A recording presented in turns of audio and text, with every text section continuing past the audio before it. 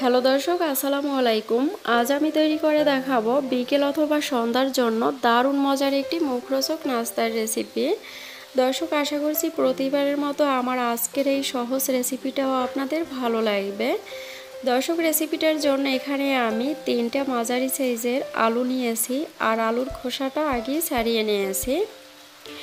এখন এরকমের একটি গ্রেটার নিয়েছি। এবার গ্রেটারের যে মোটা অংশটা এখান থেকে আলুটাকে গ্রেট করে নিতে হবে। তবে আপনারা চাইলে কিন্তু দাও দিয়েও এটাকে কেটে নিতে পারেন। সেক্ষেত্রে আলুটাকে খুব ছোট ছোট করে কেটে নিতে হবে। আলু গ্রেট করা হলে আলুটাকে খুব ভালোভাবে 2 থেকে 3 বার ধুয়ে নিতে হবে। আমার আলুগুলো আমি ভালোভাবে ধুয়ে নিয়েছি। এখন এর মধ্যে দিয়ে দিব মসুরের ডাল। আর এই ডালটাকে আমি প্রায় 10 মিনিট আগে ধুয়ে তারপরে ভিজিয়ে রেখে দিয়েছি। ডাল দেওয়ার পরে এখন এর মধ্যে দিয়ে দিব 2টো বড় সাইজের পেঁয়াজ কুচি আর 4-5টার মতো কাঁচামরিচ কুচি। ঝালটা অবশ্যই নিজেদের পরিমাণ মতো দিতে হবে। এখন দিয়ে দিলাম পরিমাণ মতো লাল মরিচের গুঁড়া আর অল্প একটু হলুদের গুঁড়া।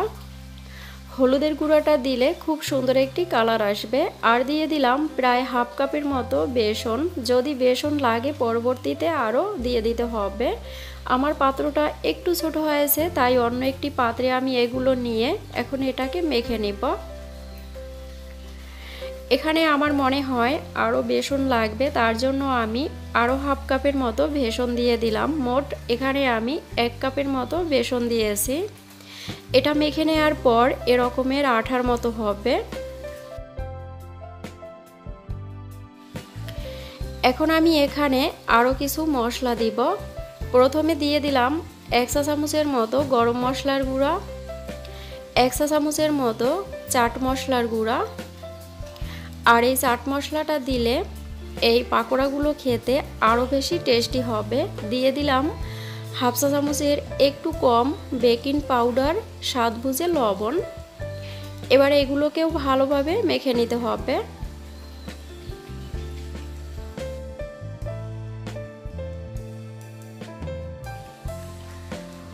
মশলাগুলো ভালো করে এই ব্যাটারের সাথে মেখে নিতে হবে। এ পর্যায়ে দিয়ে দিব প্রায় 1 চা চামচের মতো বিট লবণ। আর এই বিট লবণ যদি আপনাদের হাতের কাছে থাকে তাহলে দিবেন, আর না থাকলে না দিলেও হবে। তো এখন এই পর্যায়ে আবার একটু আলতো হাতে মেখে নিতে হবে। আর এটা মেখে নেওয়ার পর প্রায় 2 মিনিটের মতো একটু এক সাইডে রেখে দিব। এতে করে মশলাগুলো খুব ভালোভাবে অ্যাডজাস্ট হবে। অন্যদিকে চুলায় একটি ফ্রাই প্যানের মধ্যে পরিমাণ মতো তেল খুব ভালোভাবে গরম করে নিয়েছি। এখন এখান থেকে পরিমাণ মতো এই ব্যাটার নিয়ে ছোট ছোট করে পাকোড়ার শেপে দিয়ে দিব। আর এই পাকোড়াগুলো যত ছোট করে দেয়া যাবে ততই কিন্তু এগুলো অনেক ক্রিস্পি হবে আর খেতেও অনেক টেস্টি হবে। তো এভাবে একটু শক্ত হয়ে আসলে সাইডে অন্য পাকোড়াগুলো একটু সরিয়ে নেব। তারপরে এখানে আবার পাকোড়াগুলো দিয়ে দিব, তাহলে একসাথে অনেকগুলো পাকোড়া ভেজে নেওয়া যাবে।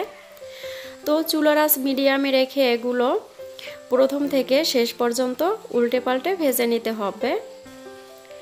প্রায় 2 থেকে 2.5 মিনিট পরে এই পাকোড়াগুলো উল্টে দিব।